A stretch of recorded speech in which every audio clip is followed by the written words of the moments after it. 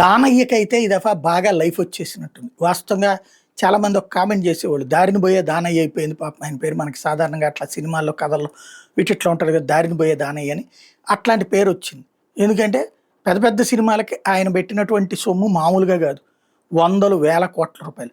లాభం సంపాదించినటువంటి సినిమాల్లో గూడా సినిమా పేరొచ్చింది, దర్శకుడి పేరొచ్చింది గానీ ఈయన పేరు లేదు. ఇదివరకైతే ఒకప్పుడు అశ్విని దత్తో, అల్లు అరవిందో లేకపోతే గనక అంటే నిర్మాతలుగా పేర్లు బాగా పాపులర్‌గా ఉండేది. ఈ మధ్య కాలంలో 'దిల్ రాజు' పేరు ఇట్లాంటోళ్ళందరి పేర్లు వినబడతా ఉంటాయి. 'ఏవి రత్నం' ఒకప్పుడు బాగా పాపులర్. దర్శకుల్లో అయితే 'రాఘవేంద్రరావు' లాంటోళ్ళు అట్లాగా. అంటే దర్శకులు కొంతమంది దర్శకులుగా బ్రాండ్ ఏపించుకున్నారు. నిర్మాతలుగా కొంతమంది బ్రాండ్ ఏయించుకున్నారు. అందులో దానయ్య ఒకరు. ఈ మధ్య కాలంలో దానయ్య ఒకరు.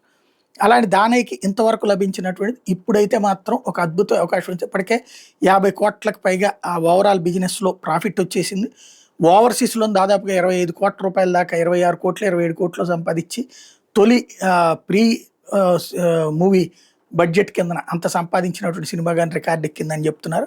అట్లాగే ఇప్పుడు చూసుకుంటే దీంట్లో లాభం ఇప్పటికే 50,00,00,000 పైన లాభం వచ్చింది. టోటల్‌గా సినిమా అంతా అయ్యేటప్పటికి ఇంకో 100, 150,00,00,000 లాభం వచ్చేటటువంటి అవకాశం ఉంది.